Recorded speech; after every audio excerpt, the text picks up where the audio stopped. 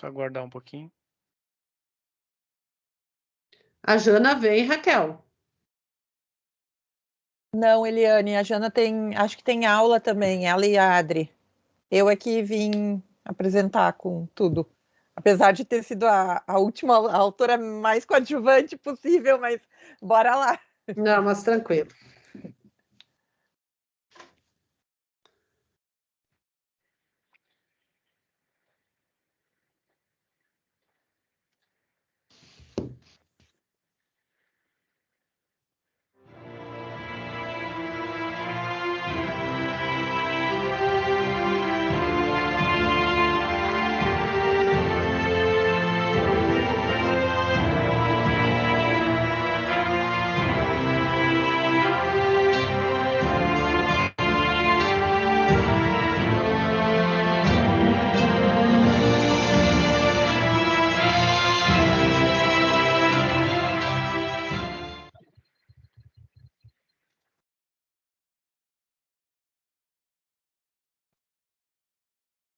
Isso. Então, vamos fazer a abertura oficial aqui, né? Então, boas-vindas a todos, né, para a gente começar essa sessão técnica. O evento, o sexto WLC e o segundo Rion Life, né, Desafios para Educação Life, é organizado pelo Grupo Internacional de Pesquisa e Educação Digital, GP do Unicinos. O evento é financiado pela FAPERGS e as pesquisas da qual derivam tem fomento da CAPES, CNPq, Fundação Carlos Chagas e Itaú Social. O WLC tem por objetivo criar um espaço-tempo comum de convivência e compartilhamento de práticas pedagógicas, implicando o desenvolvimento da autonomia e da participação. As escolas, professores e alunos foram desafiados a assumir o protagonismo da organização do WLC, cujo nome, identidade visual e desenho metodológico foi elaborado e proposto em conjunto e comum acordo com a vontade geral dos sujeitos envolvidos no projeto, contando com o apoio do GPEDU. A Rion Life, né, emerge da necessidade de ouvir, discutir e compartilhar vivências com pesquisadores, gestores, professores, estudantes e famílias de diferentes níveis e contextos sobre compreensões, ações e proposições relacionadas à educação no tempo presente, a fim de que possamos, juntos, potencializar-nos enquanto rede que pensa e constrói uma educação on-life. Assim, a rede se constitui em 3 movimentos: escutações, conversações e compartilhações. Então, hoje nós temos 4 trabalhos aqui na sala, cada um tem até 20 minutos, né? Eu vou cuidar aqui no chat, quando faltar 5 minutos para terminar, eu indico aqui, e a ideia é que no final a gente possa, então, fazer um debate, conversar, então ia ser bacana se cada um apontasse algumas reflexões, algumas perguntas para fazer para os colegas, né, para os demais trabalhos. Então, acho que é isso, né? A gente começa com a apresentação, então, chamado o Método Cartográfico de Pesquisa e Intervenção e o Método Scrum, uma aproximação possível no desenvolvimento de software, do Rodrigo Medeiros Lenemann e do Antônio Borges Coelho e da Eliane Schlepp. Tá bom, vou começar aqui, tá, prof? Tudo contigo. Tá bom, tô projetando aqui, vocês já estão vendo? Já, tá tudo certinho. Certo. Vou ligar aqui o tempo e te aviso depois. Tá bom. Então, o nosso trabalho, como a prof. Patrícia citou, é o método cartográfico de pesquisa e intervenção e o método Scrum, uma aproximação possível no desenvolvimento de software. A minha pesquisa, tanto a minha pesquisa quanto a pesquisa do Rodrigo, orientado pela professora Eliane, ele vai ao encontro de plataformas digitais, desenvolvimento de plataformas digitais. Nós somos egressos, né? Eu também egresso da área de tecnologia, então sou formado em TI e também pós-graduação em TI e trabalho como líder de projetos de TI, né? Há mais de 20 anos, experiência na área de tecnologia também e desenvolvimento. Com a apropriação do método cartográfico, nós tivemos essa proposta, né, de fazer essa aproximação destas 2 metodologias, a metodologia ágil e a metodologia cartográfica de pesquisa. Tá? Vou avançar aqui. O problema, o que acontece? Nós temos, historicamente, um nível na metodologia cascata, que é aquela metodologia antes do desenvolvimento ágil, quando começou-se a falar de metodologias de desenvolvimento ágeis, né, lá nos anos 90, e quando colocamos, e hoje também trabalhamos com o Scrum, a gente pôde observar uma melhoria no sucesso de projetos. Aqui, como a gente tem citado, né, o Shaw's Report, onde tem uma melhoria desde quando a metodologia Scrum ágil começou a ser desenvolvida para o desenvolvimento de software, teve um acréscimo no sucesso dos projetos, em comparação com a metodologia cascata, onde tu ia lá, fazia bem separado, primeiro todo o levantamento, primeiro todo o desenvolvimento e depois que tu iria para testes e validações até um produto mínimo, um mínimo produto viável. E aqui, nesta lógica, a gente vendo esse problema e se apropriando do método cartográfico de pesquisa, a gente viu que isso, na nossa rotina, inclusive, na nossa vivência, isso se aproximou muito. E a gente, a partir da nossa pesquisa, a gente viu que isso vem a agregar mais ainda nos projetos de desenvolvimento, tentando aumentar o índice de sucesso dos projetos. Tá? Aqui... Só deixa eu complementar ali, tem no slide. Rodrigo. Então, assim, um exemplo desse processo de falha, ele se torna bem evidente quando a gente fala sobre desenvolvimento na área tecnológica.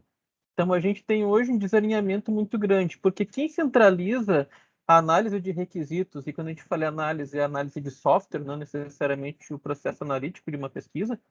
Então, esse processo de análise, geralmente, ele é centralizado em uma única pessoa. E aí, essa pessoa pode, por não ter uma apropriação do campo, não ter uma leitura correta daquilo que deve ou não ser implementado, daquilo que é ou não prioritário. Então, um exemplo bem forte disso é quando a gente pensa nessas tecnologias para educação. Porque daí a gente tem desenvolvedores, analistas com uma baixa apropriação do campo da educação, somado ao fato de professores, educadores que também não têm apropriação dessa área tecnológica.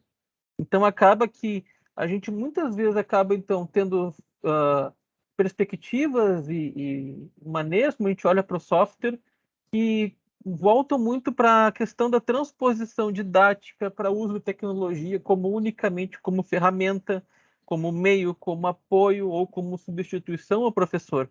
Então, é justamente essa questão dessa falta de comunicação mútua, dessa apropriação mútua que gera altos índices de problema, de insucesso em softwares, especialmente na área da educação. Tony? Isto. E aí, seguindo nesta mesma linha, já nós viemos da área de desenvolvimento, e aí essa figura que o Rodrigo cita no Scrum é o Product Owner, né? Que é tudo centralizado no Product Owner. Seguindo aqui, das nossas vivências também, quando nós falamos em desenvolvimento em comunidade, aqui a gente pode citar vários hoje softwares que são desenvolvidos por uma comunidade, onde essa comunidade ela não tem um ponto central de desenvolvimento. Ora tu está como desenvolvedor, produtor de requisitos, e ora tu está como tester, né? Tu participa de todo o processo, a mesma, várias figuras dentro da comunidade, é distribuído essa responsabilidade. Então, olhando de forma corporativa o Scrum e como essa figura que o Rodrigo citou, do Product Owner, onde tudo depende dele, a gente vai falar um pouquinho mais à frente, não vou adiantar agora, tirar essa centralidade e distribuir isso, hoje já é em algumas comunidades de desenvolvimento, principalmente open source, né, comunidades abertas, onde tu pode contribuir, ora como desenvolvedor, ora como tester, e passar a usufruir daquela tecnologia também. Tá? Então, aqui nós trouxemos um exemplo das comunidades hoje abertas, onde não existe essa figura e fazendo um link com a própria cartografia, isso vai emergindo da comunidade, as necessidades vão emergindo e não especificamente de um ponto central onde ele diz se vai ou se não vai. que é como hoje é a figura do Product Owner da metodologia Scrum. Tá? Avançando aqui, vou passar para o Rodrigo. Então, passando rapidamente aqui, o Scrum, ele basicamente ele é um processo de metodologia de desenvolvimento ágil. Então, como é que ele funciona? O analista, que assume o papel de Product Owner, ele faz toda a análise do software de uma sentada, numa só vez, e aí ele constrói o que a gente chama de backlog e priorização. Então, ele vai ver tudo aquilo que tem que ser implementado, organizar quais são as prioridades e montar isso tudo numa lista. Essa lista, então, alguns elementos são movidos do que a gente chama de backlog, são movidos para um outro quadro que a gente chama de por fazer, e a gente tem início a um ciclo de desenvolvimento chamado sprint, onde os desenvolvedores vão então pegar essa lista de tarefas por fazer, vão mover novamente para um outro gráfico que a gente chama de in progress, e conforme eles forem desenvolvendo, eles movem de novo para um quadro chamado testing. Ali embaixo tem um boardzinho mostrando as etapas. Então, esse processo ele é meio que assíncrono. Hoje em dia, a gente faz ele até com ferramentas online, tecnologias online, onde a gente vai pegando esses objetivos, essas implementações, vai movendo de um lugar para o outro. Então, temos alguns papéis ali, que é o Product Owner, que seria o analista responsável pelo projeto, Scrum Master, que seria o principal desenvolvedor, que cuida para que nenhuma tarefa fique presa em alguma etapa de desenvolvimento. E, a partir daí, então, todo o ciclo se desenvolve. O ponto fraco da metodologia Scrum é que, embora o processo de desenvolvimento ele seja ágil, o processo de análise ele ainda segue em cascata. Ele é todo feito por uma única pessoa que faz toda a priorização do software e todo o levantamento de requisitos. Pode seguir, Tony. Aqui. E aqui, então, entra a cartografia, que é essa metodologia que nós desenvolvemos a nossa pesquisa, tanto eu quanto o Rodrigo, a partir do método cartográfico, e conseguimos fazer, e a cartografia ela tem muito isso, né? Tu traz a cartografia para a vida real, né? Tu passa a olhar um pouco mais o teu entorno, o teu território que tu está habitando com uma visão mais atenta, e isso coincidiu, né, com a minha visão e a do Rodrigo, por isso que a gente acabou junto com a professora desenvolvendo esse artigo, que a gente viu que a cartografia ela vem a ajudar nesse processo de levantamento de requisitos, dessa distribuição de responsabilidades, porque a cartografia ela busca estudar essa processualidade, né, que está sempre em movimento, onde tu acompanha os processos, né, e a partir disso vão surgindo pistas, né, e destas pistas tu vai te tocando, essas pistas vão te tocando. Aqui tem um desenho do movimento de atenção do cartógrafo, onde tu parte do rastreio, né?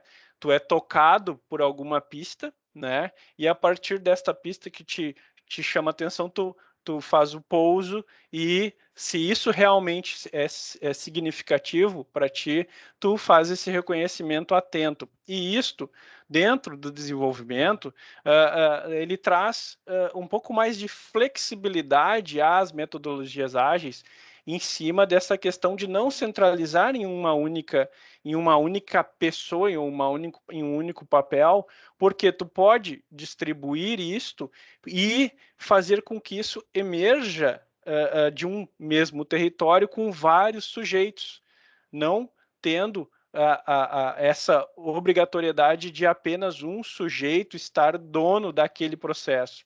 Então, e já fizemos experiências, né, isso na nossa própria desenvolvimento, onde, no meu caso, eu criei um artefato no desenvolvimento, onde eu deixava emergir sugestões de vários níveis da equipe, tanto o analista de negócio final, o desenvolvedor, e a partir disso contribuir com o desenvolvimento, mesmo que não precisasse passar pela minha figura quando eu estivesse como Product Owner. Existia uma aceitação geral que a gente vem neste modelo que a gente mostrou ali da comunidade. Então, aí veio esse nosso insight de trazer a cartografia para a nossa realidade, para a nossa vida, né? Que a gente faz esse agenciamento entre nós, sujeito, e o objeto que a gente está analisando, pesquisando, e ela é intervenção, né? Ela é a pesquisa intervenção mesmo, é na nossa realidade, é no nosso dia a dia que a gente consegue, depois de um tempo de apropriação, mas a gente ainda, com certeza, a gente está sempre se apropriando, mas a gente consegue já ver isso e poder trazer isso para o desenvolvimento. Não me alongando muito aqui, vou passar. Então, a gente, quando começa a ver cartografia dentro do processo de desenvolvimento, a gente vê ela em 2 territórios. Nós temos o território da análise e depois o território do desenvolvimento. No território da análise, então, a gente desloca o desenvolvedor para uma condição de desenvolvedor cartógrafo. Então, a gente já não tem mais a imagem do Product Owner, e esse desenvolvimento ele vai ser, então, levado ao território de pesquisa. E qual que é o território de desenvolvimento, no caso? E qual que é esse território? É onde habitam a comunidade, onde está a comunidade que vai se envolver, que vai se engajar com esse software. Então, essa comunidade, as pessoas que a compõem são convidadas a sair dessa questão de apenas consumidores e também se envolverem como membros integrantes desse processo de desenvolvimento, tá? Então, qual que é a ideia? É seguir os passos da cartografia, dentro de um primeiro contexto, conhecer a realidade dessa comunidade, conhecer quais são as demandas que eles têm e como que isso vai emergir na forma de pistas que nos indiquem quais são as funcionalidades que precisam ser implementadas, o que essa comunidade realmente precisa, quais são as tecnologias que precisam ser feitas, estipulando então um campo de forças e um plano de formas. O plano das formas ele é composto por todas as tecnologias que já existem e que já estão implementadas. Então, a gente pega essa tecnologia, como ela está posta, e compõe um plano de forças com as demandas da comunidade, com as funcionalidades que eles esperam que a gente implemente, que eles desejam, que eles anseiam, e tensionam com o outro para tentar buscar aquilo que realmente precisa ser desenvolvido e que deve ser implementado e quais tecnologias que vão ser usadas para tal. Então, a gente está usando a cartografia para aproximar o desenvolvimento da comunidade, fazer levantamento de requisitos, categorizando cada funcionalidade em funcionalidade-chave e base, onde funcionalidade-chave corresponde àquilo que a comunidade anseia, precisa e deseja, e com funcionalidade base como aquilo que é necessário para que as funcionalidades-chave sejam implementadas. Então, por exemplo, se eu preciso de um sistema de login para implementar uma determinada validação de usuário, eu poderia, então, uma funcionalidade de base seria, então, ter o banco de dados e a estrutura para fazer esse login, enquanto a funcionalidade-chave seria a tela de login, a validação de senha e tudo mais. Eu avancei um pouquinho aqui para a gente acelerar, Tony, então acho que já pode ir para o próximo slide daí. Ok. Passando aqui. Isso aí.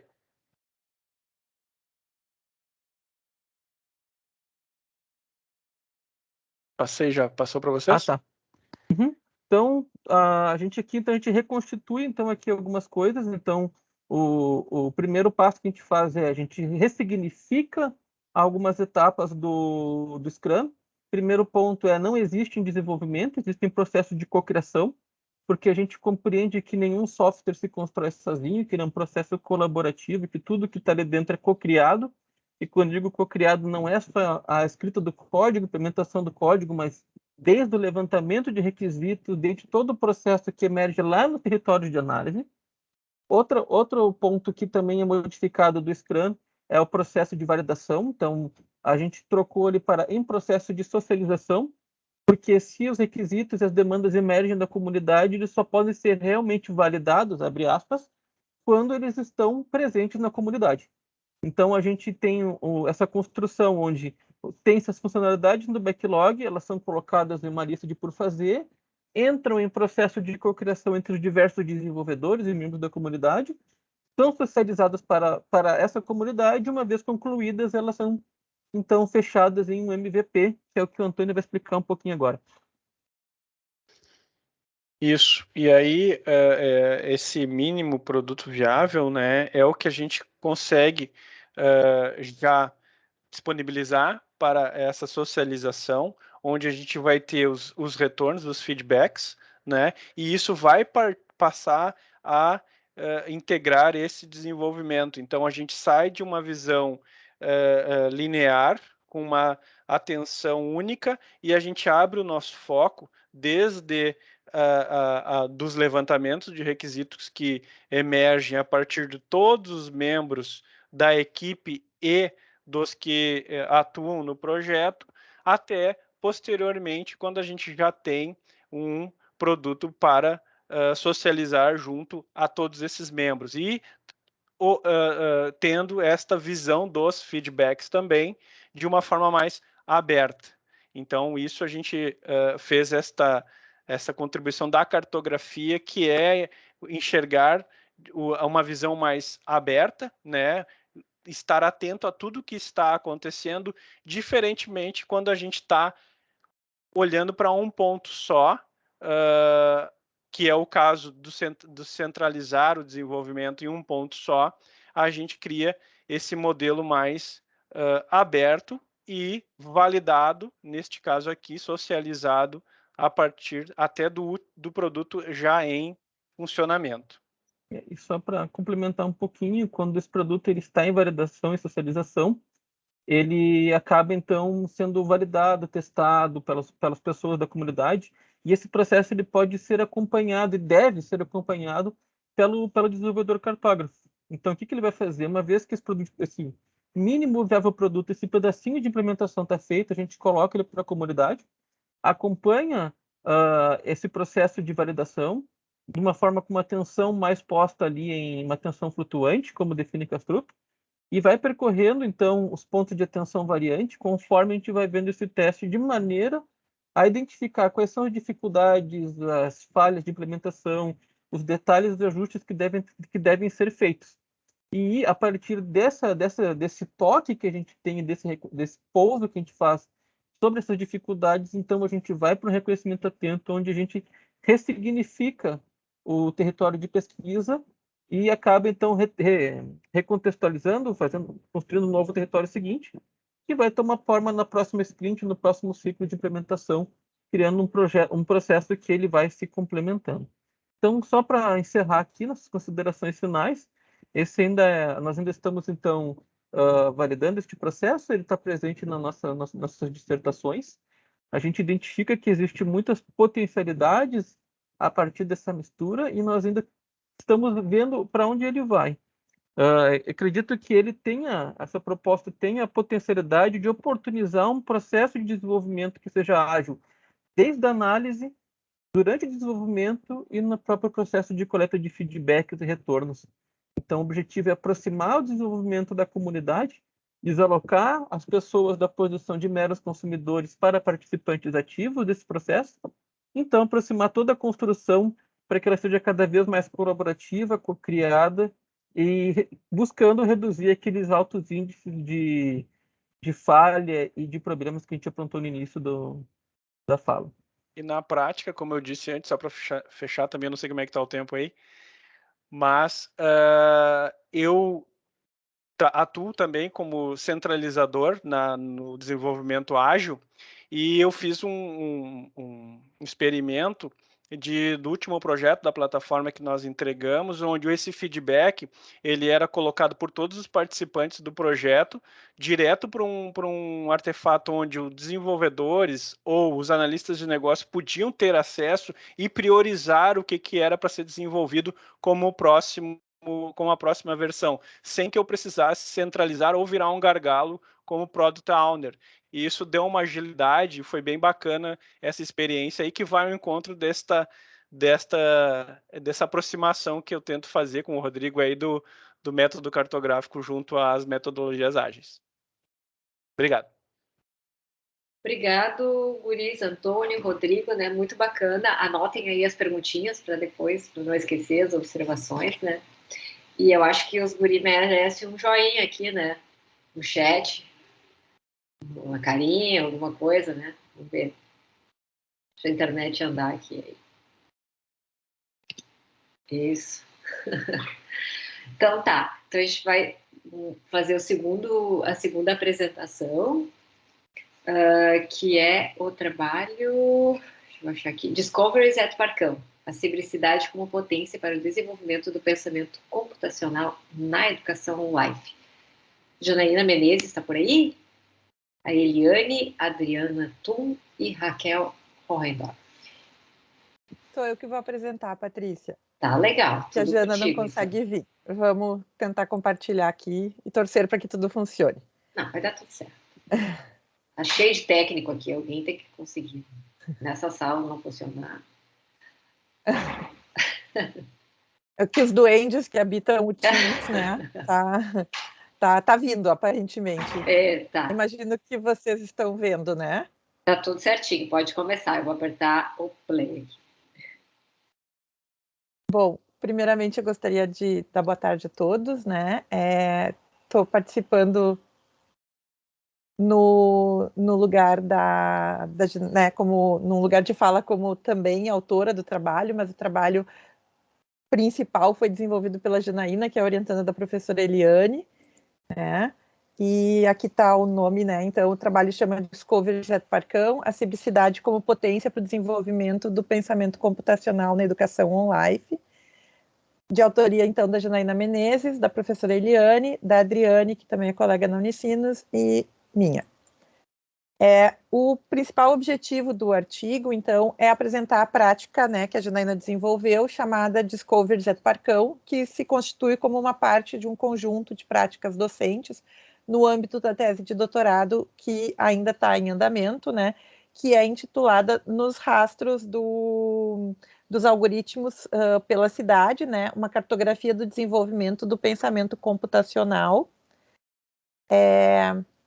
na perspectiva da educação online, e isso está, né, que é a tese de doutorado da Janaína, que está em andamento, orientada pela professora Eliane, e faz parte, né, da pesquisa A Cidade como Espaço de Aprendizagem, as práticas pedagógicas inovadoras para a promoção da cidadania e do desenvolvimento social sustentável, com financiamento pela Fundação Carlos Chagas, Itaú Social, e desenvolvida pelo Grupo, né, Internacional de Pesquisa em Educação Digital, o GPEDU.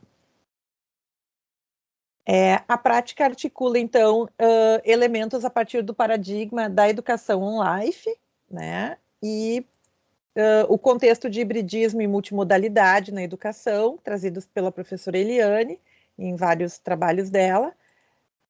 As problematizações oriundas dessa prática docente foram desenvolvidas num território híbrido da cidade, vinculadas à hibridização de espaços urbanos e pós-urbanos. A aprendizagem na perspectiva de invenção, então, a partir também das ideias de Kastrup, e o desenvolvimento do pensamento computacional. A dimensão da cidade vai muito além da sua geografia física, né? É uma entidade complexa, agente e comunicativa, de acordo com Di Felice, habitada por humanos e não humanos, que se conectam e se comunicam a partir da internet das coisas, da sensorização, dos wearables, dos algoritmos e do Big Data. Dessas infoarquiteturas emerge, então, a cibricidade, né? Resultado dessa hibridização de uma cidade física, geograficamente localizada, com uma cidade digital, que se amplia em uma informação pela conectividade, constituindo-se, então, nas redes transorgânicas. Considerando o processo de digitalização que a gente vem vivendo, não se pode deixar de considerar, né, conforme os trabalhos também da professora Eliane, que não somente humanos e tecnologias habitam as redes, mas também as redes são habitadas, então, por biodiversidade, por objetos, por superfícies, por dados, né? E, dessa forma, desenvolver o pensamento computacional também implica em compreendê-lo em uma dimensão além do humano ou das tecnologias, mas como uma possibilidade de estabelecer conexões que não estão mais limitadas a uma rede de informações transmitidas pelo computador. E o projeto todo partiu dessas ideias, né? O artigo, então, tem por objetivo discutir como o pensamento computacional foi produzido no coengendramento entre entidades humanas e não humanas, né, em um espaço de rica biodiversidade, não sei se todos conhecem, né, que é o Parque Municipal Henrique Luiz Hessler, em Novo Hamburgo, né, que a gente chama intimamente de Parcão, né, a partir de problematizações que emergem no mundo presente, né. Então, a ideia também é compreender a hibridização do mundo físico, do mundo biológico, que é onde entra o meu papel um pouco maior, e do mundo digital que compõe a cibricidade. O conceito de aprendizagem inventiva na perspectiva da invenção e as possibilidades de expansão da pesquisa no movimento do habitar e aprender na educação on-life stricto sensu. Então, para situar um pouco melhor todo mundo, né, o Parcão, ele é uma unidade de conservação, né, ele foi tombado pelo IPHAN por ser o último lote íntegro da colonização alemã na região, né, ele tem, a gente analisou também foi uma parte que me coube, né, não só a parte biológica, mas a parte do direito, de analisar todos os documentos, o plano de manejo, todos os documentos legais do Parcão, comunidade de conservação, e dentro do plano de manejo, que é uma das obrigatoriedades de qualquer unidade de conservação, ele possui programas de educação ambiental, né, e o Parcão tem elementos de 2 biomas, né, do bioma Pampa, que é um bioma que só acontece aqui no estado do Rio Grande do Sul, e bioma de Mata Atlântica. Isso faz com que a gente tenha diferentes seres que habitam neste lugar, né, e que só amplia a biodiversidade, né, em todos os sentidos. O trabalho foi desenvolvido com uma turma de ensino fundamental, né, estudantes do 4º ano do ensino fundamental de uma instituição de currículo bilíngue, português e inglês, que a professora Janaína trabalha, durante a epidemia de Covid-19 em 2020, né. Foram áreas das ciências humanas e ciências da natureza, conforme, né, o BNCC, que abordam as cadeias alimentares simples e os micro-organismos, né, partindo da identificação de paisagens naturais e antrópicas. Então, a questão de relevo, de cobertura vegetal, de cursos d'água, tudo isso também veio através do estudo do ambiente do Parcão.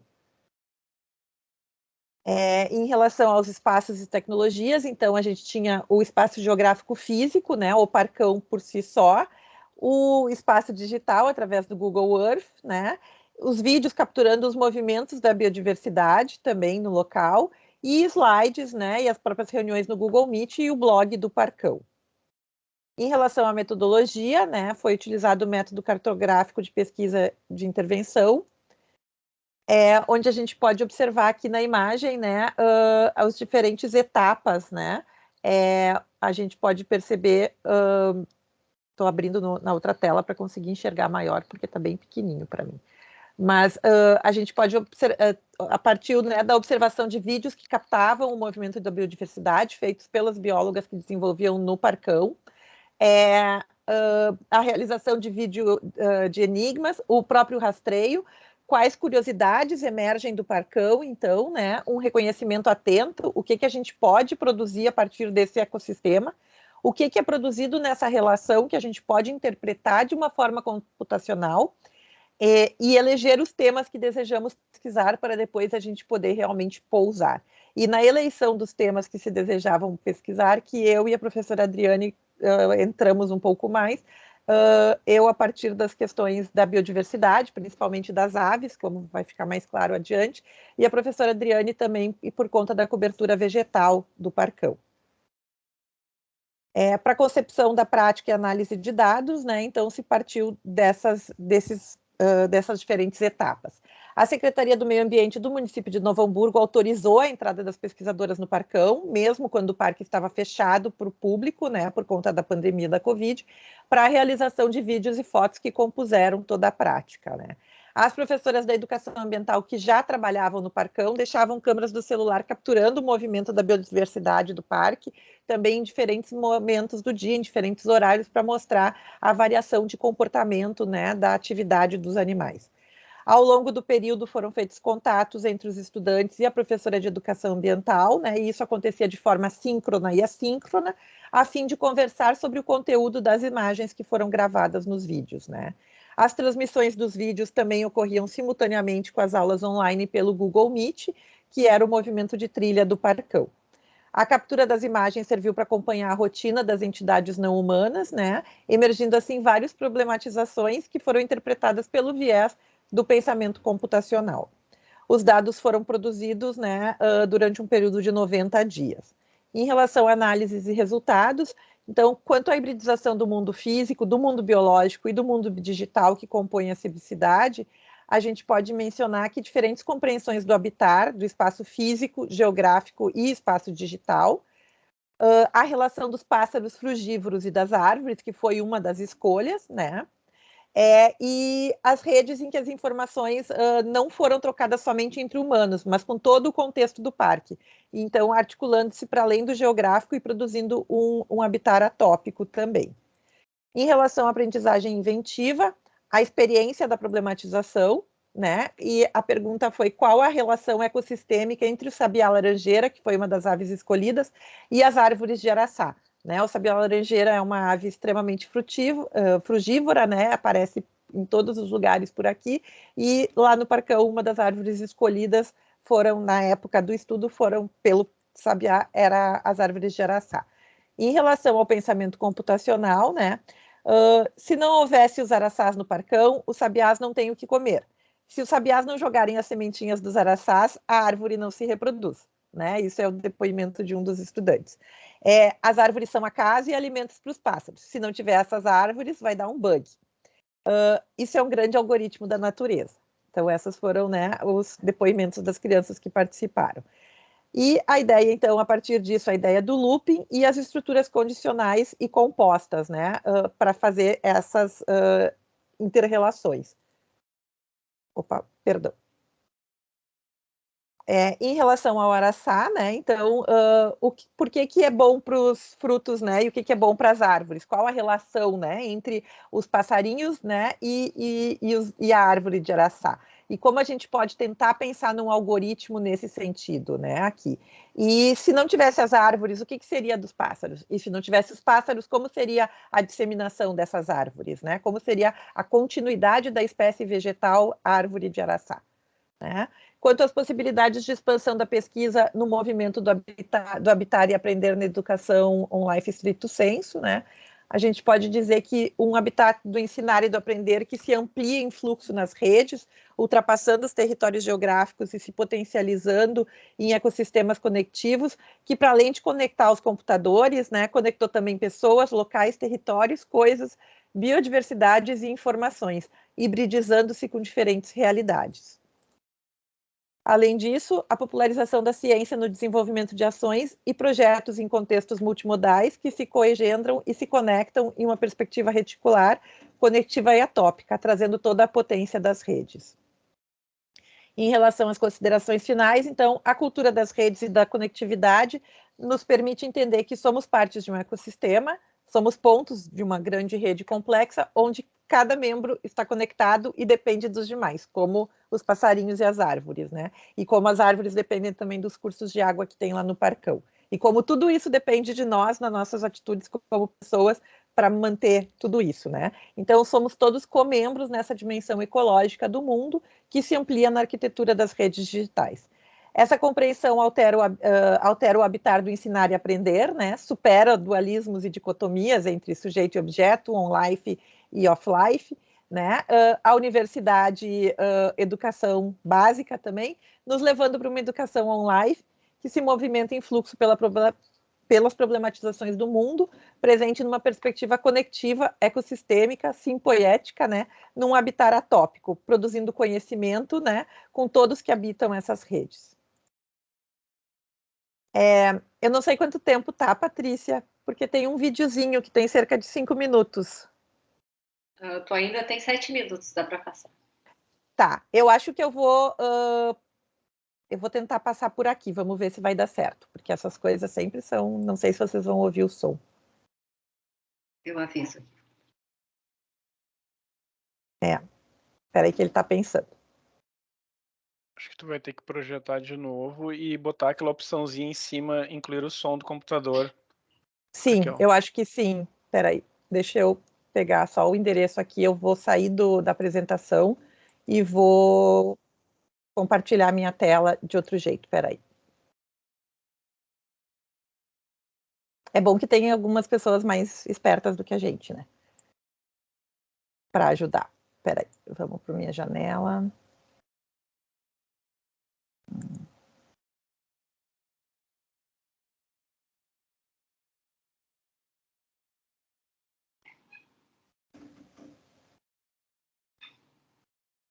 Só um pouquinho, gente.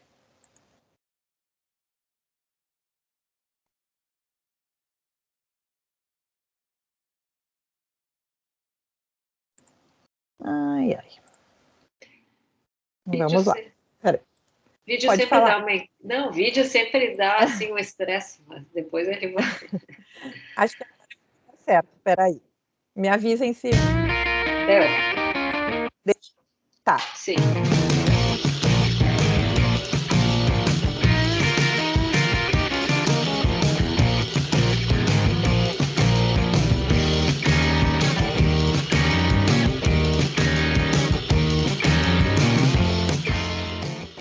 Eu sou a professora Janaína, sou doutoranda em educação e hoje eu e os meus alunos vamos compartilhar com vocês uma prática pedagógica muito significativa que aconteceu nesse espaço tão importante para a cidade de Novo Hamburgo, que é o Parcão. Eu fui aluna da Teacher Jana e eu vou contar um pouco sobre um trabalho que a gente fez que foi muito especial. Bom, no terceiro ano nós começamos a aprender sobre Novo Hamburgo. Depois disso, nós fomos aprimorando esse estudo para Hamburgo Velho. Com esse trabalho, fechamos o terceiro ano.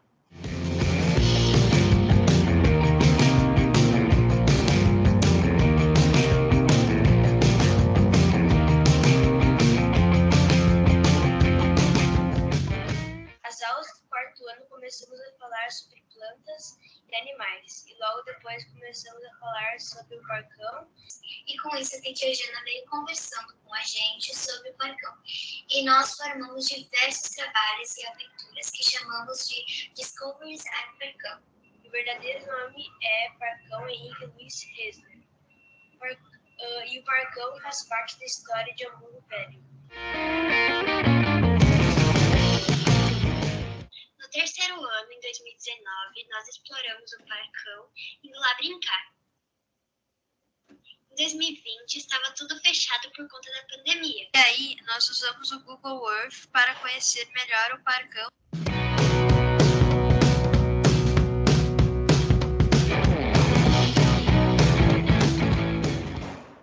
Que eu achei muito interessante, porque às vezes conseguimos entrar nos lugares e isso é muito legal.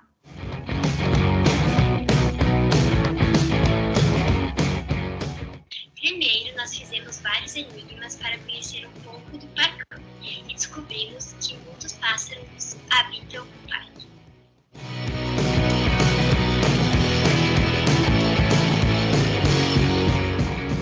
No meio da descoberta do Parcão, a gente descobriu mais sobre os habitantes de lá, como Quero-Quero, Sabiá, Laranjeira, Bem-te-vi, Sairá, Sete Cores, etc.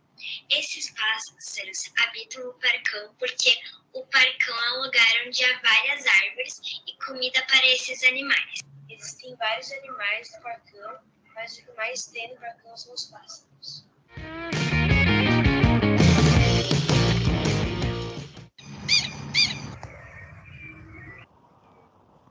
Os pássaros habitam o Parcão porque tem muitas árvores e os pássaros comem os frutos das árvores e eles deixam as sementes caírem dos frutos e nascem outras árvores. Teve uma hora que descobrimos que os pássaros e as árvores tinham um algoritmo que começava nas árvores. Daí ela dava os frutos que os passarinhos pegavam e às vezes as sementes caíam. Então, quando chovia, as árvores podiam crescer. E depois de tudo isso, repetia. Nós da turma chamamos isso de um algoritmo da natureza. A gente então entendeu que um está conectado com o outro. Nesse projeto eu fiquei tão empolgada que criei um jogo no Roblox sobre o Parcão, representando toda a natureza desse parque.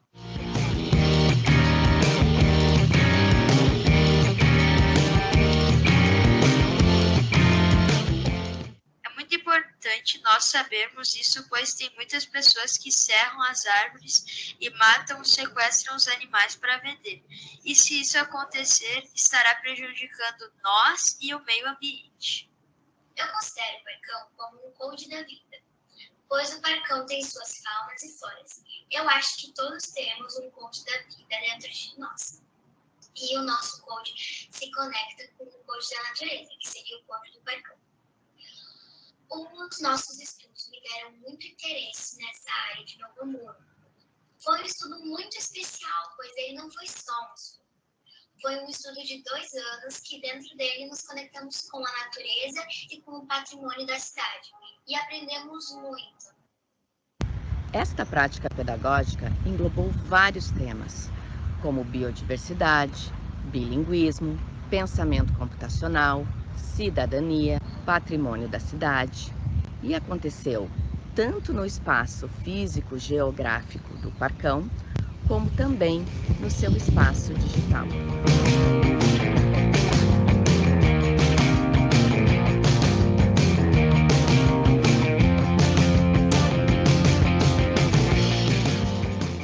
Produzindo assim outras compreensões do habitar.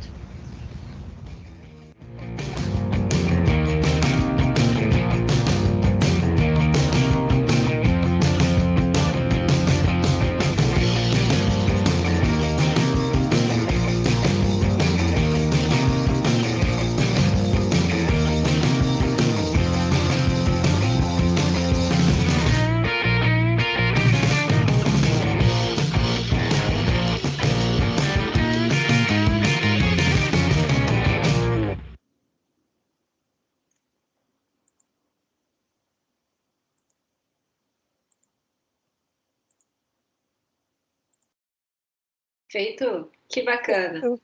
Também vale, né? Acho que vale. Tu fechou, Patrícia. Tô muda, tá. Que Agora bacana. Ó, vale um joinha também, né? Um sorrisinho, uma palminha, vamos interagir no chat. Muito legal o trabalho. Eu não sei, a Eliane quer comentar alguma coisa? Que é do trabalho? Não. Pois então, eu parabenizo, né, o Rodrigo e o Antônio e a Raquel, estendido aí para a Adri e para a Janaína, que não puderam apresentar, né, pelo trabalho submetido que agora foi apresentado, porque é resultado de muito esforço, né, Patrícia? A gente que acompanha eles sabe, né, em meio a isso tudo, assim como os alunos de vocês, os nossos são alunos trabalhadores, né? E ainda mais os meninos aí bom, os dois, né? Tanto o Antônio e o Rodrigo, que são da TI, quanto a Janaína, a Raquel e a Adri, que são professoras, né? A Adri e a Raquel no ensino superior e a Janaína na educação básica. Então, não tem sido um tempo fácil para ninguém, né? E eu acho que só pelo fato deles conseguirem sistematizar, né, aquilo que eles vêm desenvolvendo na forma de um artigo e submeter, eu acho que aí já tem um valor, né? Porque não vivemos tempos muito tranquilos para a produção científica acadêmica. Então, eu só quero parabenizar, né? A Janaína já está quase fechando, Rodrigo e o Antônio também já qualificaram, eu acho que eles estão abrindo uma frente aí que também provocada por ti na banca, né? Eu acho que tu tem parte desse... Na verdade, a tua intervenção fez com que eles pensassem sobre isso e acabou nascendo a ideia do artigo. Então, tu tem parte nesse processo. Bacana. Ficou bem bacana. Então tá, pessoal. Então agora a gente tem mais 2, né? Então depois a gente anotem as perguntinhas aí para Raquel, eu já anotei várias. E eu não sei se tu quer apresentar, Ângela, primeiro e eu fico por último, ou tu quer esperar se a Luciana ainda chega. Se tu não te importar de apresentar primeiro, Patrícia. Obrigada. Só para avisar, prof, a Bruna está te esperando na outra sala, ela falou ali. Eu te mandei o link no WhatsApp da sala dela. Eu vi. Obrigada, eu peço desculpa, Patrícia. Depois eu vou ter que assistir a gravação, porque eu quero muito conhecer o trabalho de vocês. Tá, legal. Tá, beijo. Fiquem bem. Tchau, tchau. Obrigada. Vou tentar compartilhar aqui, porque ele não tá indo. Tá devagar. Os guris da TI podem explicar, são os duendes. Mandei compartilhar, ele só fica lendo. É o gnomo.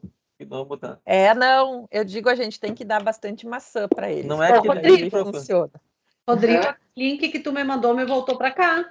Ai, meu Deus, tem que pegar aqui só um momento. Ai, acho que é para eu ficar aqui. Acho que não é para eu ir lá para a Bruna. Ai, botaram para nós os mesmos links. E agora? Eu vou pedir para a Bruna aqui, peraí. Tá, porque ela não me mandou, deixa eu dar uma olhada, vai que ela tenha me mandado aqui, eu tô atrapalhando as coisas de vocês aqui. Vocês têm que liberar alguma coisa para mim ou seria só eu apertar ali para compartilhar, né? É só tu clicar naquela tela Só que ele não tá fazendo nada, ele fica só lendo ali, não abre. Mandou o Rodrigo, porque ela não me mandou. Tô pedindo para ela que ela já viu, já vai mandar. Tá bom. Tô saindo então. Beijinho de novo. Tchau, tchau. Tchau. Patrícia, se não abrir, tu pode colocar no chat e alguém abre para ti. PDF? A gente pode tentar. Deixa eu sair aqui. Eu tinha mudado a apresentar. Ele não abre, só fica lendo ali.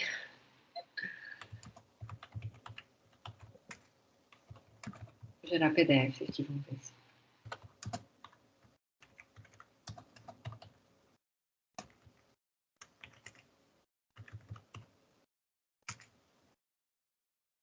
Chato.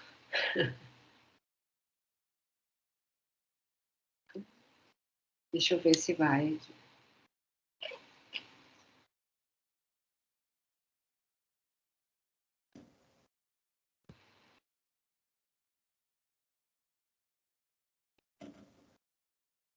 Mas eu não consigo colocar aqui no chat, né? Pois não. Que Tu quer mandar para... Eu não consigo compartilhar. Professora, tu quer me mandar que eu boto o slide para ti, qualquer coisa? Deixa eu ver se tem. Pois é, qualquer coisa eu posso te enviar meu WhatsApp, daí tu me manda por aqui e eu já projeto para a senhora, pode ser? Pode ser, pode ser. Tá, um momentinho que eu já vou colocar aqui meus dados, só um momento, por gentileza. Tá no chat aqui. Alguma coisa da memória, sabe? Ele fica lendo aqui, não... Vai dar certo. Eu falo um pouco menos. Tudo sempre dá certo. Tudo isso, alguém Oi? me ensina onde é que eu acho esses joinha e bater palma aí no Microsoft Teams. Ângela, no chat, ou... Eu ia falar, mas o Antônio pode explicar também, não sei, me meti. Ângela, embaixo, tu consegue ver o chat? Sim. Embaixo do chat tem um lapisinho, e daí tem uma carinha e outras coisinhas, né? Só tem um lapisinho. Não aparece uma carinha de emoji, depois GIF, nada? Não.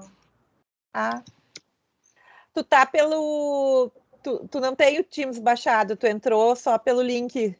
Pelo navegador, Talvez seja essa a explicação, então, não sei. Agora eu vou pedir ajuda para os universitários. Ok, obrigada.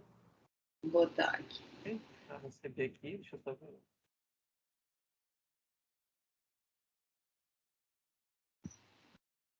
A gente tem um grupo de colegas mais do TI para dar o suporte durante as salas, né? E a gente chamou esse grupo de incêndio. Oi, Rodrigo, mandei. E aí, nossa, lá o pessoal, mas por que incêndio? Eu, não, deixa, até o final do evento tu vai descobrir. E tudo sempre dá certo. Então... Ele fica lendo alguma coisa. Meu computador também está meio cheio. Esses tempos, está gravado, mas esses tempos a gente estava fazendo uma live pelo StreamYard e daqui a pouco começou a dar uma mensagem toda hora. Vai ter que desligar. Que chato. Eu tava... A sorte que eu terminei logo, assim, não precisava aqueles últimos slides, né? Mas o computador começou a ficar doido. A informática, assim, quando ela resolve não funcionar, não tem jeito. Então, a gente tem que aceitar e contornar. Eu vou colocar aqui o tempo para mim também. Certinho. Quer que eu controle o tempo, professora? Qualquer coisa, me avisa quando faltar 5 minutos? Pode ser, botei aqui também. Bom, pessoal, o meu trabalho é arte e tecnologia, né, o protagonismo dos objetos técnicos no contexto da arte interativa. Pode passar, Rodrigo. Esse projeto, ou na verdade... Um pouquinho que ele não clicou aqui.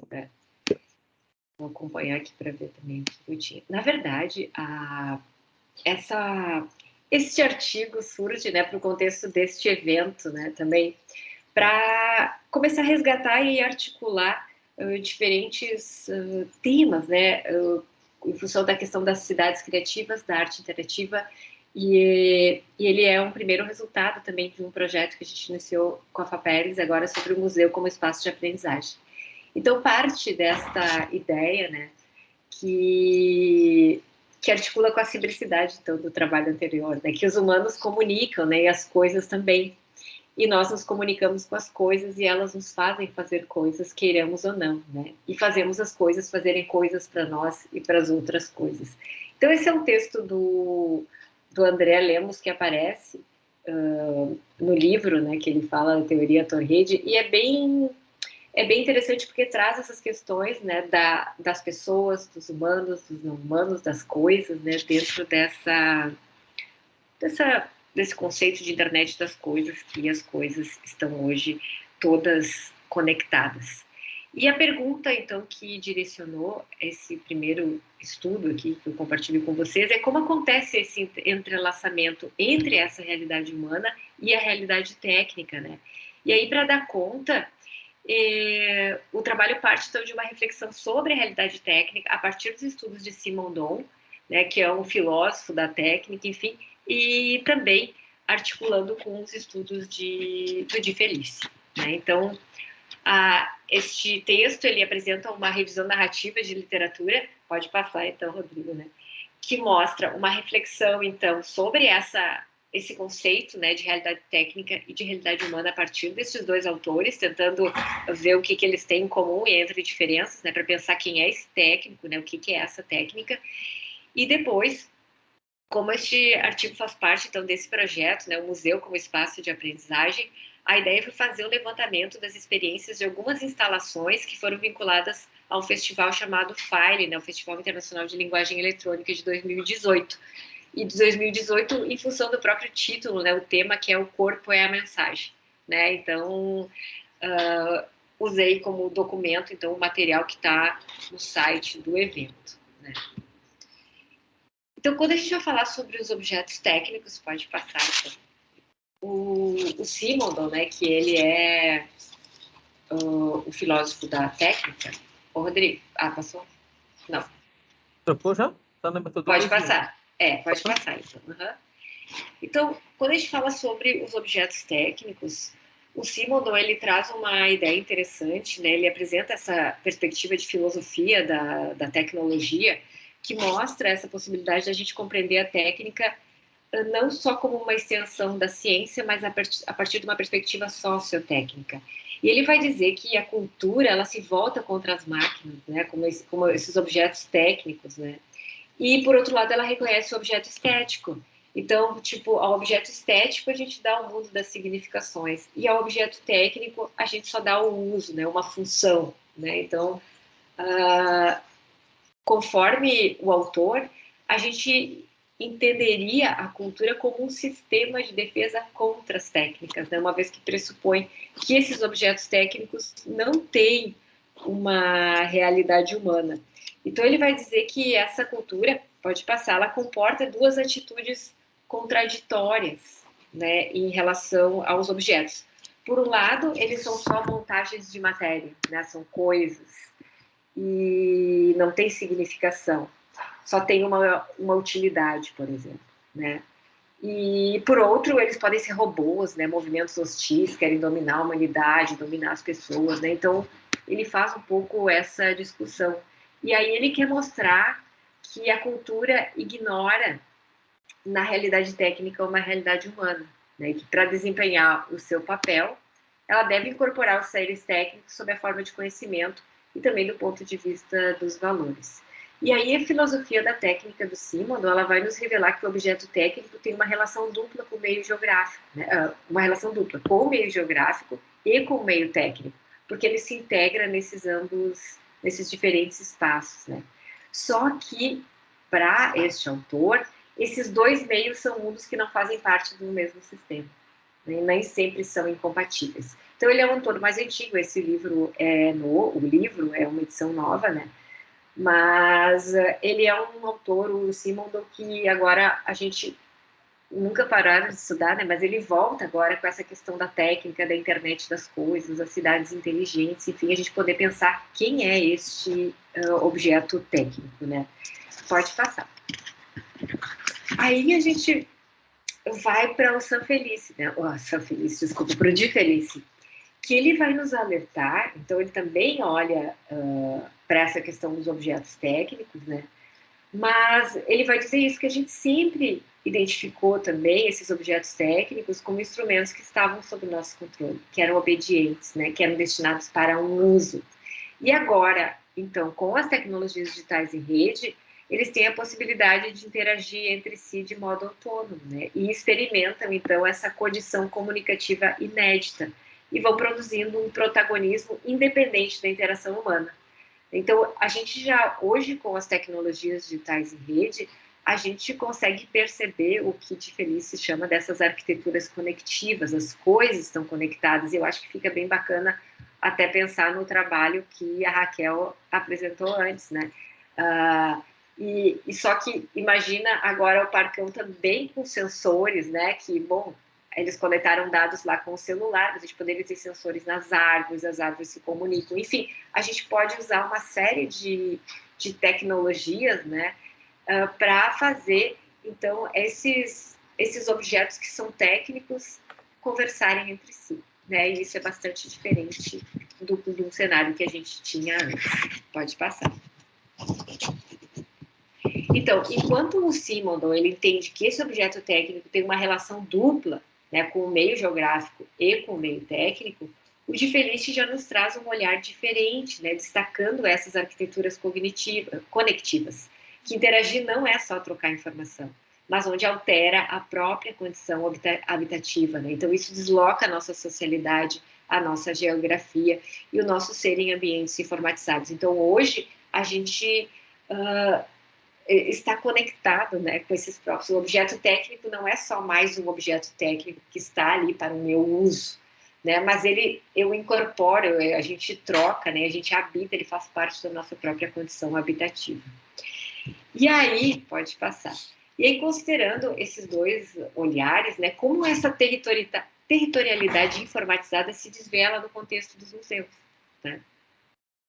E aí vai a pergunta por que os museus, né? Como eu comentei para vocês, é um projeto da FAPERGS que nasce a partir de outros projetos em andamento de doutorados, né? Tem uma aluna doutoranda que está estudando, que vem dessa área, né? Que ela vai estudar a questão do educativo do museu, a própria BNCC, né? Que apresenta, então, o papel da arte, o papel do museu, né? Como eles são espaços importantes para valorizar e ampliar o repertório cultural dos sujeitos, enfim, é toda uma questão. E aí, essa ideia de vincular o museu também com a arte, né? Esse olhar da arte. E a arte, então, que por meio da arte as percepções e compreensões do mundo se ampliam, se interconectam, né? Numa perspectiva crítica, sensível e poética em relação à vida, que permite ao sujeito estar aberto às percepções, às experiências, à capacidade de imaginar e ressignificar os cotidianos e as rotinas. E aí, no contexto artístico, existe esse conceito de arte interativa, né? Eu uso aqui no artigo o conceito de arte interativa baseado no Plaza. Então, já é um texto dele de 2013, então não é um conceito super novo, né? Mas ele apresenta a arte participativa, a arte interativa a partir dessa arte da participação dentro desses 3 níveis: a participação passiva, a ativa e a perceptiva.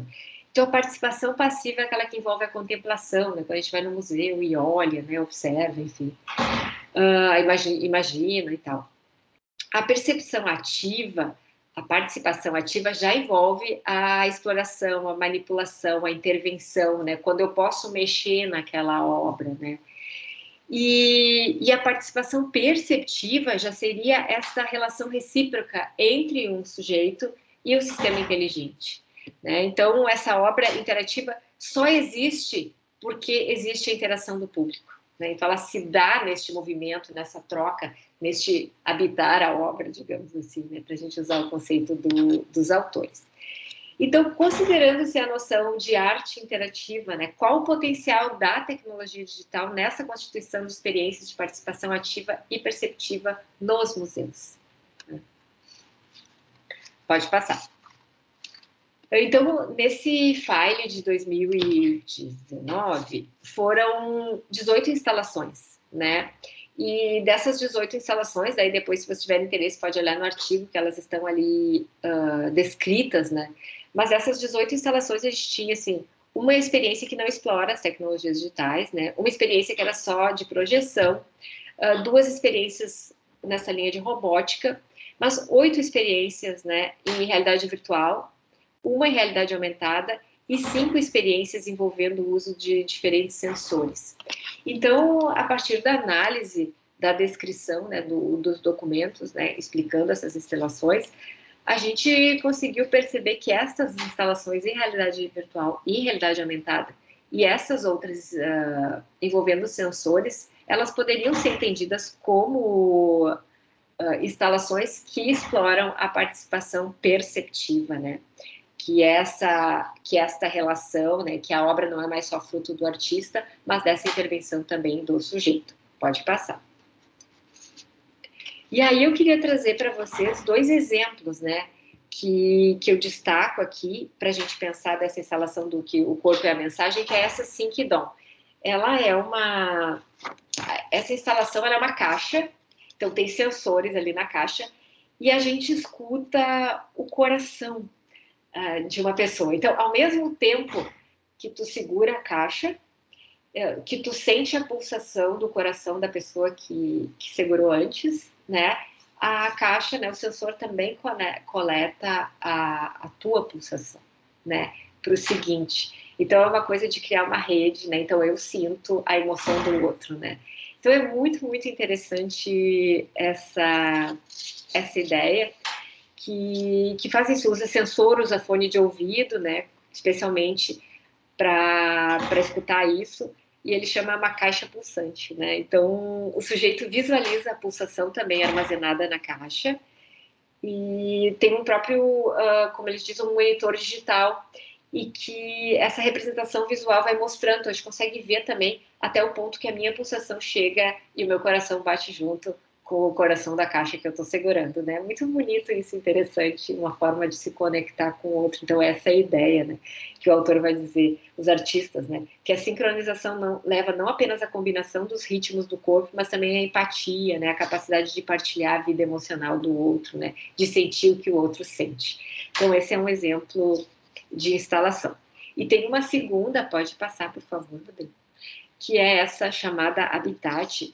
Então, a ideia é dar a sensação de que eu participo de uma grande colmeia, né?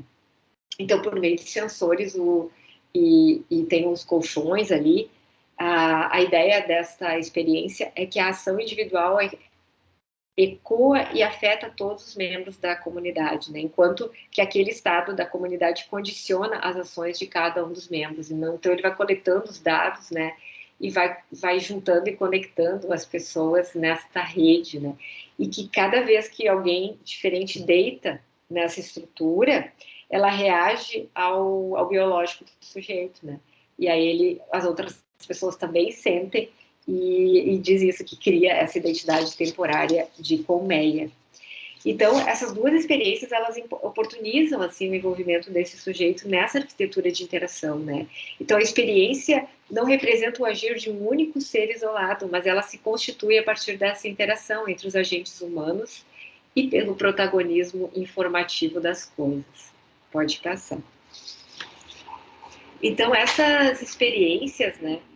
Essas que exploram sensores, elas possibilitam essa constituição dessas arquiteturas conectivas, né, diferentes, que são diferentes dessas experiências de realidade virtual ou experiências de realidade aumentada, que também são muito interessantes. Depois a gente poderia, em outros espaços, analisar aquelas experiências, né? Só que aquelas ali, de certa forma, a gente faz essa imersão no mundo virtual e, por vezes, se desconecta, né, perde a ancoragem do mundo real, né? E nessas experiências com sensores, eles ampliam esses sentidos humanos, né? A gente fica ancorado no real, a gente sente junto E isso vai criando essa experiência de conexão, né, entre os diferentes humanos a partir deste agir destes objetos, né? E eu acho que interessante é isso, que essas duas experiências, elas oportunizam o envolvimento do sujeito nessa arquitetura de interação, onde a experiência não representa o agir de um único ser isolado, mas ela se constitui nessa interação entre os agentes humanos e os não humanos, né, por esse protagonismo. Pode passar. E aí, então, para fechar, né, a gente habita hoje essa nova territorialidade, né, que se constitui a partir das arquiteturas conectivas entre agentes humanos e não humanos, que agem e reagem, né, que se conectam, se modificam, né.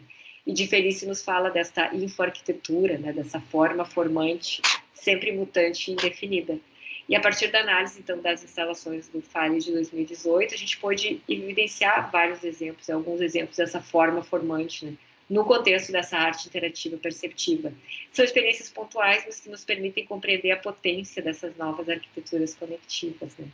Então, compartilho com vocês esses primeiros exercícios, né, da gente poder entender essas diferentes formas para depois, no segundo momento, então, do projeto, quem sabe o ano que vem, aí, compartilhando, trabalhar e tentar traduzir isso em práticas diferentes, né, que possam explorar também essas potencialidades e essa compreensão dessas arquiteturas conectivas. Mas era isso, então.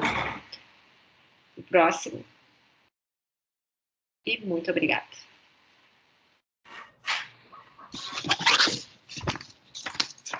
Isso aí, pessoal. Não sei se eu passei do tempo, porque daí eu não vi aqui. Não, tinha 5 minutos ainda, professor. Tá bom. Beleza. Então, muito obrigada pela ajuda e vamos ver se a gente consegue, se a Ângela consegue compartilhar o dela.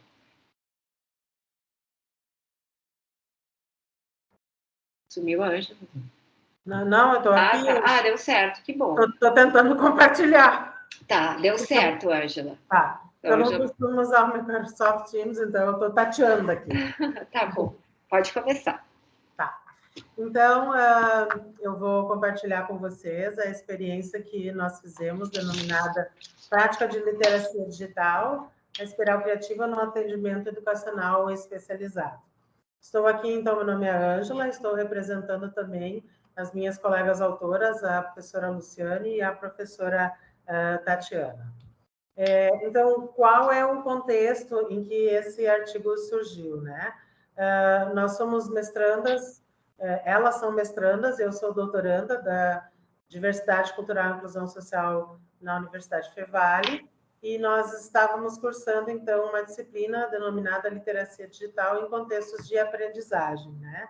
E o nosso grupo, então, foi formado por 3 professoras, mas de áreas bastante distintas, né? Eu venho da área de línguas e trabalho no ensino superior.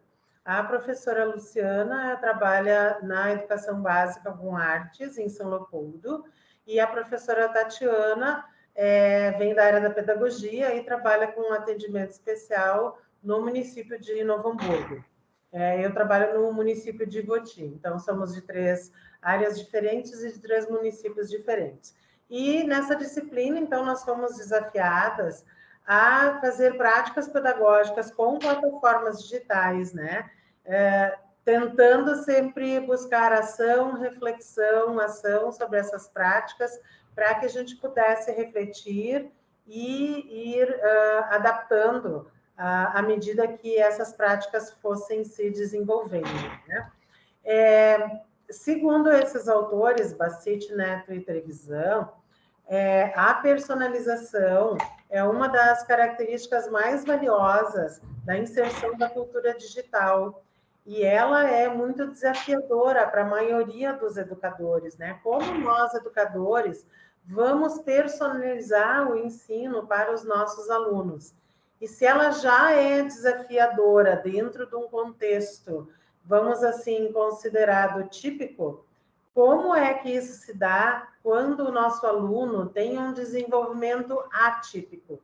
Isso nos pareceu muito mais desafiador. Então, quando eu e minhas colegas estávamos conversando sobre o que fazer, onde fazer, né, nós optamos por justamente fazer com a professora Tatiana no seu contexto de trabalho, porque ela justamente trabalha com alunos em desenvolvimento atípico, né? Então, nós fazíamos o planejamento em conjunto durante a disciplina que nós estávamos cursando. A aplicação foi feita numa escola municipal de Novo Hamburgo, um aluno, então, em atendimento educacional especializado, e a gente foi, então, imaginando como a gente ia lidar com essa questão da literacia digital com este aluno. Nós, então, baseamos, isso era um requisito da disciplina, na verdade, né, que a gente usasse a espiral da criatividade do Resnick, né? Ele, vamos dizer assim, resume essa espiral nestes passos. Então, primeiro você imagina, aí você cria, você brinca com essa sua criação, você compartilha com os outros, você reflete em cima disso e você volta a imaginar outras ações e usos para essa sua, vamos dizer assim, o seu produto, a sua criatividade, né? Então, esse era um requisito que nós fomos, digamos assim, estimuladas e desafiadas dentro dessa disciplina, e nós, então, aplicamos isso nessa prática que a gente realizou. Tá? Além disso, também era requisito da disciplina incluir nessas práticas algum ou mais de um dos Objetivos de Desenvolvimento Sustentável das Nações Unidas. Então, no caso das nossas práticas, nós resolvemos incluir o Objetivo 4, que é uma educação de qualidade para este aluno, e o Objetivo 12, que versa sobre o consumo e produção responsável. E, como terceiro pré-requisito, nós também fomos solicitadas a, vamos dizer assim, tramar, né, as habilidades da BNCC, né, que é o que rege a educação básica hoje no nosso país. Então, nós elegemos a competência geral número 5, que fala sobre a cultura digital, e a competência 6 do projeto de vida. A metodologia, então, que nós usamos, nós optamos pela pesquisação, né? Então, a professora pesquisadora estava dentro deste contexto, né? E nós, então, elaboramos alguns encontros, né? Então, o primeiro encontro nós definimos como o desenho cego, né? Em que a professora fazia formas nas costas desse aluno em atendimento especial, para que o tato fosse estimulado e, através desse tato, ele pudesse, então, posteriormente, realizar esse exercício daquilo que ele sentiu, que ele imaginou que estava sendo desenhado nas costas dele no quadro. Uma segunda prática, então, foi com os olhos vendados, ele manuseou materiais de características diversas, né? Então, ele teve seus olhos vendados, foi-lhe entregue materiais de tamanhos, texturas e formas diferentes, e ele teve que fazer essa representação com giz de cera a respeito dessas experiências que ele teve, tá? Nós havíamos planejado 4 encontros, mas não foi possível, ele faltou em 2 desses encontros, né? Então, a gente não conseguiu completar todo o ciclo que a gente tinha previsto, né? Mas isso também faz parte desse processo, né? No segundo encontro, então, ele foi apresentado ao vídeo da música Aquarela, né? Que nós apresentamos, escolhemos um vídeo para ele, e ele assistiu esse vídeo com a música Aquarela, e depois a gente utilizou borra de café para que ele fizesse uma pintura a respeito do que essa música Aquarela tinha tocado a ele, né? Então, justamente, nós usamos essa questão da borra de café para usar um material que não fosse tinta, que fosse natural, justamente indo ao encontro dos Objetivos de Desenvolvimento Sustentável das Nações Unidas, né? E aí nós fizemos um livro digital. Ao final, nós fizemos gravação num livro digital, onde a gente colocou essas práticas que ele desenvolveu, né? Elas foram registradas em fotos. E enquanto isso ia acontecendo com este aluno, nós estávamos nos encontrando semanalmente, estávamos pensando o que fazer, como fazer, fomos refletindo também sobre esse processo, né? E fomos compartilhando. A professora, então, Tatiana, que foi quem fez a aplicação, ela trazia as impressões que ela percebia. Ela atende esse aluno há mais tempo, né? Então, ela trazia detalhes, assim, do que ele fazia, porque ela fazia registros, né? Enquanto ela estava com ele, depois a gente conversava sobre isso, né? Nós usamos, então, o Padlet para organizar a nossa caminhada e essa reflexão do projeto. Uma das solicitações era que nós usássemos um artefato digital que nenhuma de nós conhecíamos.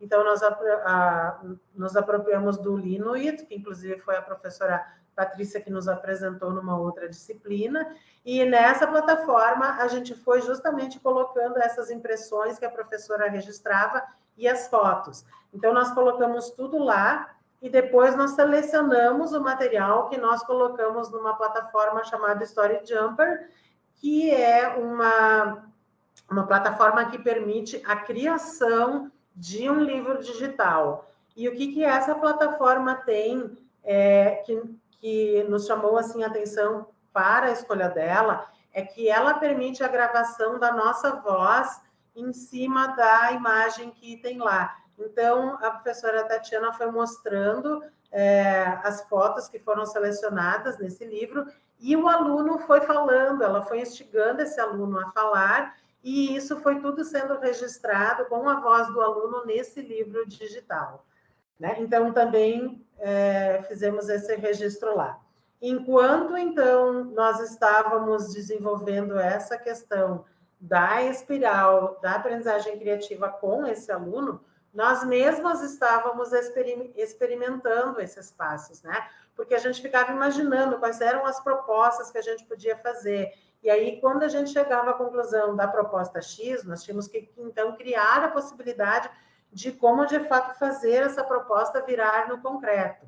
A gente começou a explorar as plataformas para ver como é que isso ia se dar. Nós fizemos o compartilhamento, refletíamos e íamos adiante de novo nessa espiral, né?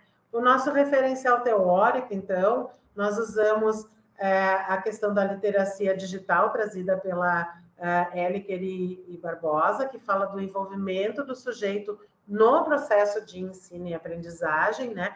Então, o aluno, ele deixa, como vocês falaram anteriormente, de ser passivos, mas ele faz parte desse contexto, ele é ativo e ele está sempre atuando nisso, né? A questão, então, dos Objetivos de Desenvolvimento Sustentável das Nações Unidas, da BNCC.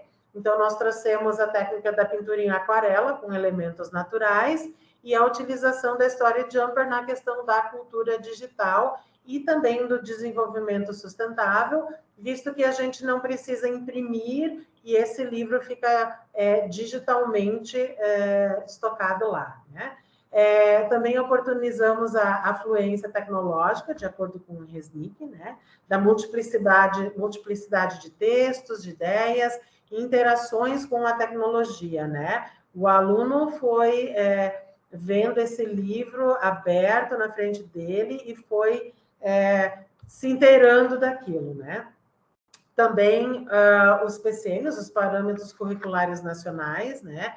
Eles falam também do consumo e da produção responsável, como temas transversais, e também eles regulamentam o ensino da arte na educação básica, né?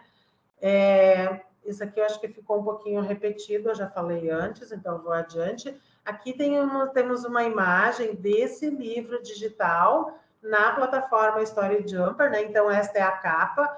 Quando a gente clica nessa setinha azul ali no centro, o livro abre, né? E a gravação, ela começa automaticamente, tá? Então, assim que a gravação termina, você vai sempre clicando nessa setinha e a página do livro vai virando, né? Como vocês podem ver aqui na direita, é possível fazer a compra desse livro. Neste caso, essa compra é feita e ele é um arquivo em PDF que depois é liberado, tá? Mas ele não precisa ser adquirido, ele pode ser adquirido para que ele fique digamos assim, uma memória mais longa, né? Mas enquanto a conta está ativa, esse livro fica lá e a gente pode compartilhar com quem a gente quiser, né? Então, pela plataforma ali, a gente tem o share, a gente compartilha o link e a pessoa que recebe esse link pode, então, fazer a leitura deste livro, tá? Aqui nós temos, então, a produção que ele fez com a borra de café, né, da aquarela. E aqui nós temos ele, então, fazendo o registro do giz com o giz de cera naquela atividade em que ele apalpou objetos e estava registrando.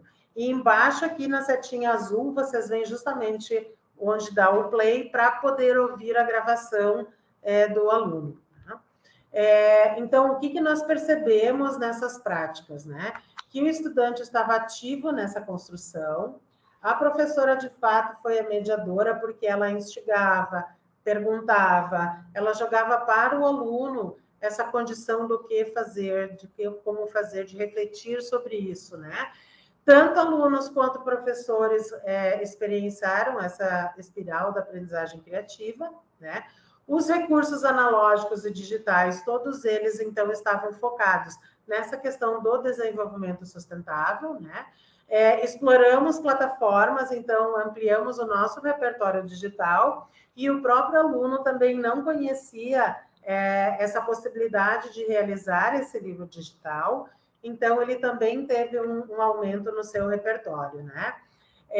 Então, essa personalização do estudo que nós buscamos fazer, ela tinha o foco do desenvolvimento deste aluno em atendimento especial. E aí, o que foi percebido durante essas práticas que foram feitas, né?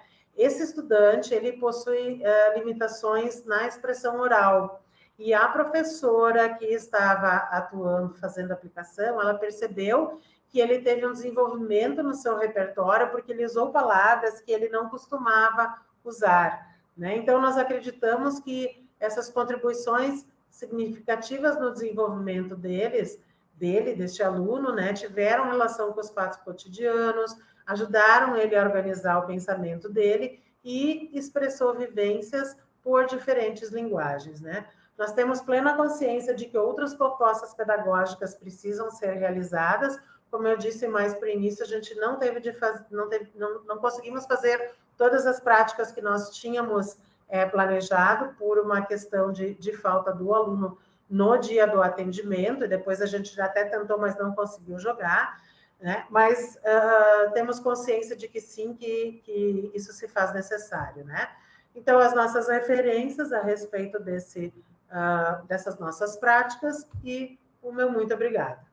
Como eu não enxergo, Patrícia, o chat, eu não sei dizer se tinha tempo ou não tinha tempo. Tinha, mais 5 minutos. Mas, enfim, já que a Tatiana que chegou aqui, né, que é do trabalho, se ela tem uns minutinhos ainda, se tu quiser complementar alguma coisa, Tatiana, depois a gente vai para as perguntas. Boa tarde, eu gostaria de pedir desculpa, assim, pelo meu atraso, né, eu estava na escola e realmente não consegui, mas a Ângela trouxe muito bem a nossa prática, e eu gostaria, assim, muito de frisar essa questão do aumento do repertório deste estudante. Ele tem deficiência intelectual, e ele tem um repertório muito, muito limitado, e durante as práticas, né, que foram vivenciadas por ele usou vocabulários que habitualmente ele não usa, então isso me surpreendeu muito, e quando a gente foi fazer as gravações, registrar as aprendizagens dele, que ele foi falar sobre as aprendizagens, ele conseguiu elaborar, organizar o pensamento dele a partir de tudo aquilo que a gente fez. Então, ele conseguiu ver o que ele tinha feito antes, o durante, né, ou toda a ordem, que ele tem muitas limitações nesse aspecto, e ele conseguiu se desenvolver. Então, a prática, através dessa espiral criativa, favoreceu muito o processo de aprendizagem dele. Eu acompanho ele há mais tempo, então eu fiquei muito, muito feliz de ver essas evoluções que ele fez, que foram realmente significativas, e a gente pontuou muito isso no nosso trabalho. Obrigada, Tatiana. De nada, eu que Obrigada, Ângela, agradeço. também, ó. Vamos botar um joinha também aí para as meninas, né? E a gente encerra, então, o bloco dos 4 trabalhos. Nós temos meia hora aí até as 18 horas para conversar um pouquinho. Eu começo e depois eu vou deixar fluir, né?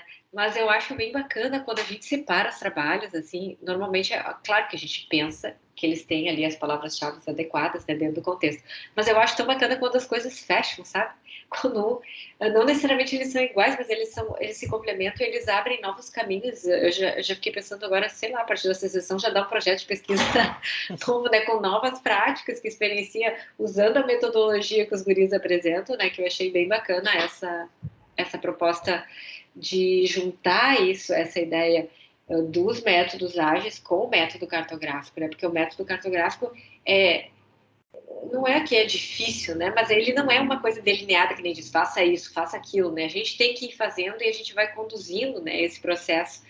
E aí, articulando com uma proposta assim, um pouco mais sistematizada, que a gente consegue ver do Scrum, né? Achei bem interessante e acho que tem um grande potencial, inclusive, para vocês dar um nome para esse negócio, né? Para dizer a metodologia tal dos guris. Ainda dá um nome aí, sei lá, achei muito legal, analista, cartógrafo, né? Desenvolvedor, cartógrafo, eu gostei.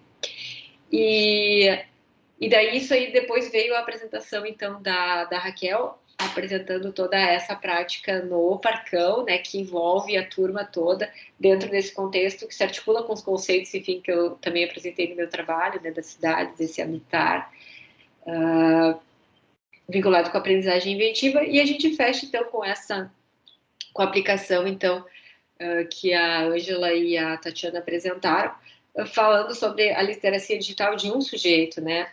E aí eu fiquei pensando, vou começar de trás para cima para emendar, porque eu fiquei pensando, claro, foi uma experiência para fins de uma disciplina, né, onde vocês desenvolveram essa questão da aprendizagem criativa para os dois, né, tanto para a pesquisadora, né, para conduzir o processo, quanto para a intervenção.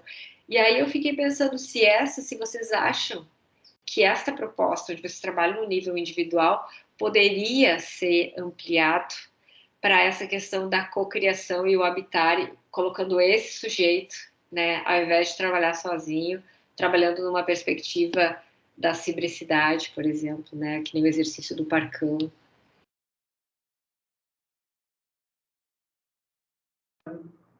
A Tati não viu a apresentação a respeito do Parcão, então eu vou falar. Eu acredito que sim, Patrícia.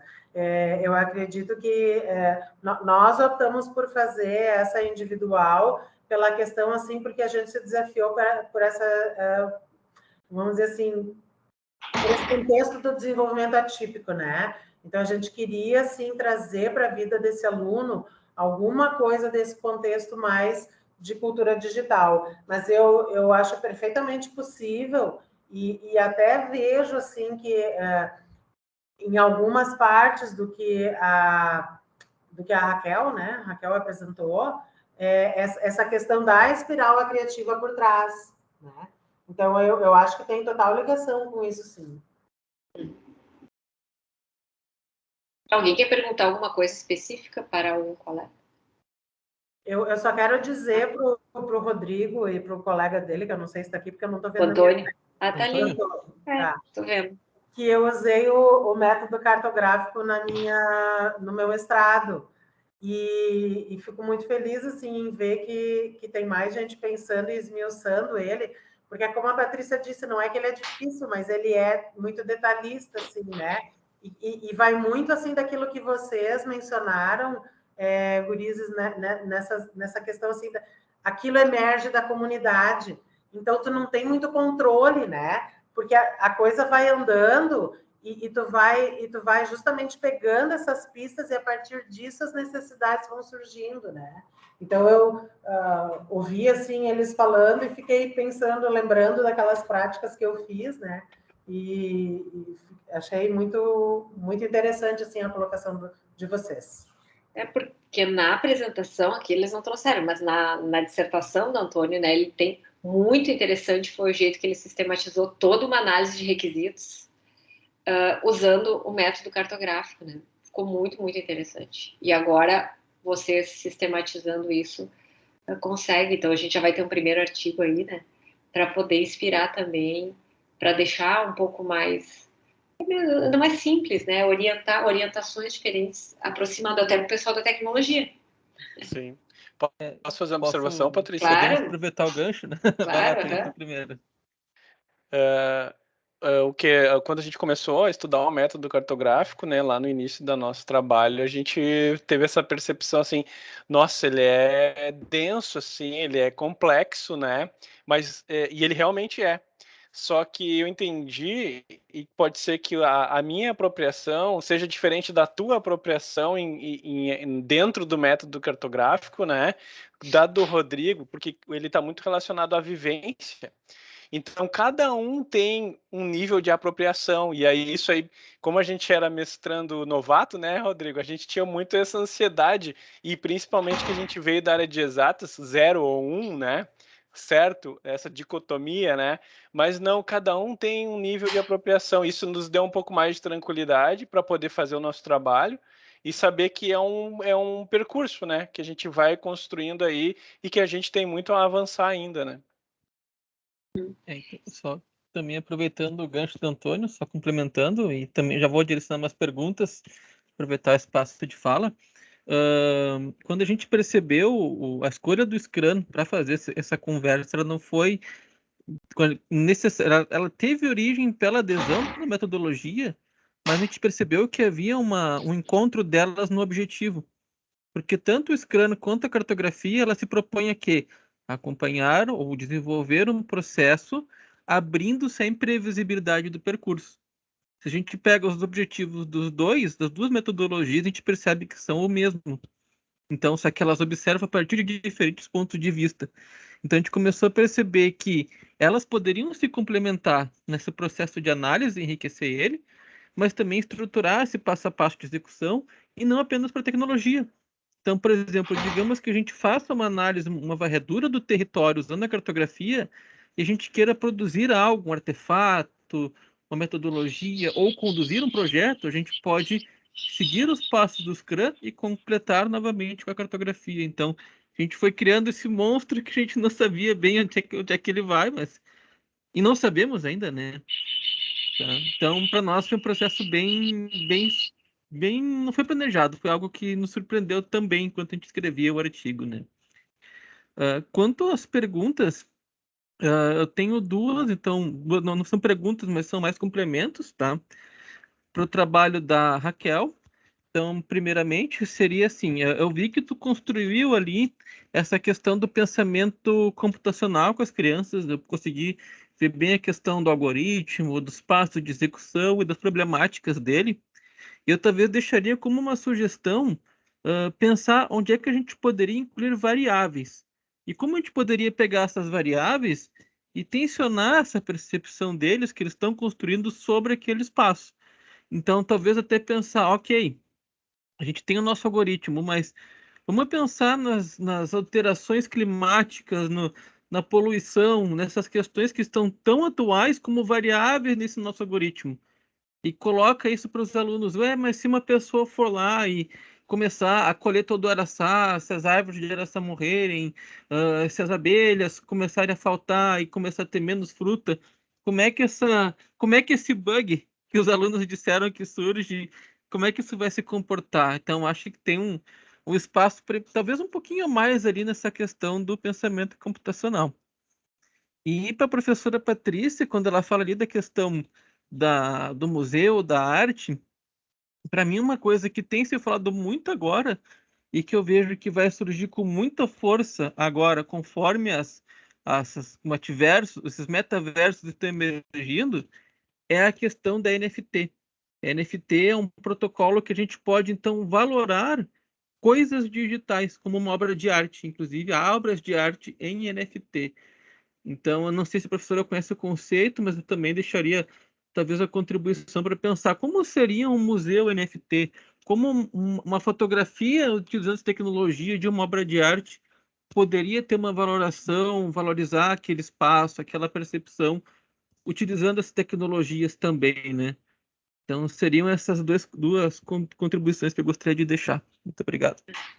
Obrigada, Rodrigo. A estudar NFT, sim, eu acompanhei, tem memes NFT, né, o primeiro, Agora teve uma semana da moda imersiva, eu não sei exatamente o nome, é uma semana da moda nacional imersiva, e aí apresentaram o caso da Vogue Singapura, que ela foi toda feita também em realidade aumentada, era toda uma coisa produzida linda, né, de interação, e aquelas animações também estavam sendo valoradas e vendidas, enfim, como NFTs, né, e várias coisas. Então esse tá meu assunto das férias, sabe, agora, aprofundar no conceito, porque tá todo mundo gerando isso, né, agora fazendo essa forma de, enfim, registrando as suas obras, imagens, fotos, enfim, como NFT.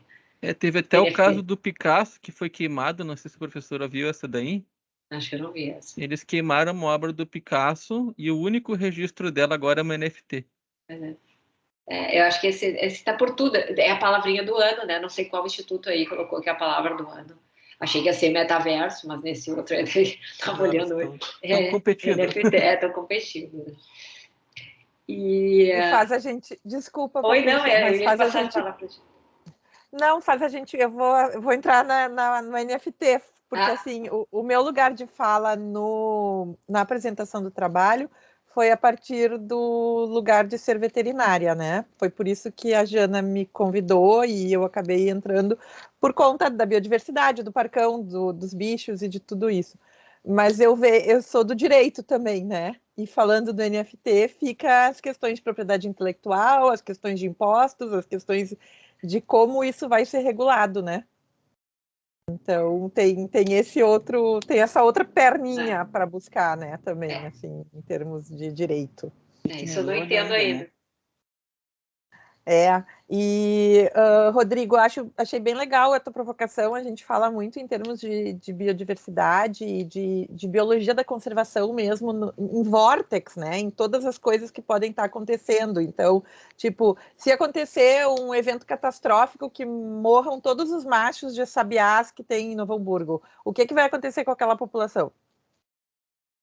Né? Ou se a gente tiver sei lá, algo tipo Covid, né? Assim, mas que atinja só aquela espécie, o que vai acontecer? Se subirem todas as árvores, né? De araçal, todas as outras que eles comem, como isso vai ser?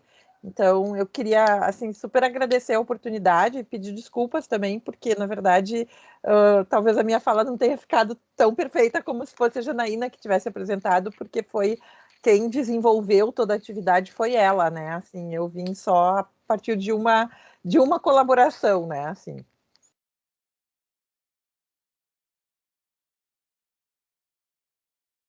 Mas enfim, eu acho que é isso. Eu já anotei também o nome desse Story Jumper que eu gostei.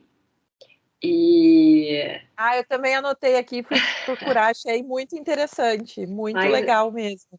Mais uma coisinha para explorar na lista das coisas infinitas que a gente tem que fazer. Inclusive, isso é muito interessante, porque, né, eu não conhecia também essa plataforma da Story Jumper, e teve um outro menino que eu utilizei também, a gente também fez um livro digital também com um outro menino que eu atendo na sala de recursos, né? Então, isso é muito interessante, ele adorou, porque ele é um autista, mas ele tem a questão da alfabetização formulada, então ele pôde desenvolver a história dele, a gente tirou algumas fotos, então ele pôde atuar ali junto, e foi muito interessante ver o processo criativo dele também. É uma plataforma bem interessante. Bacana. Agora, então, bom, na nossa sessão todo mundo compareceu, agora vocês lembram, né, receberam o e-mail que tem que entregar até dia 20 o artigo arrumadinho, né, e uma cartinha de justificativa ali. Então, a ideia é que a gente possa deixar esses textos bem bonitos, porque eles vão para um livro, né, vir um capítulo, que a gente possa, enfim, referenciar aí, principalmente uma metodologia nova aí, quem sabe. Estou curiosa para ler o texto completo. Eu não sei, pessoal, eu sei que tem agora uma sessão, acho que é 18h30, né?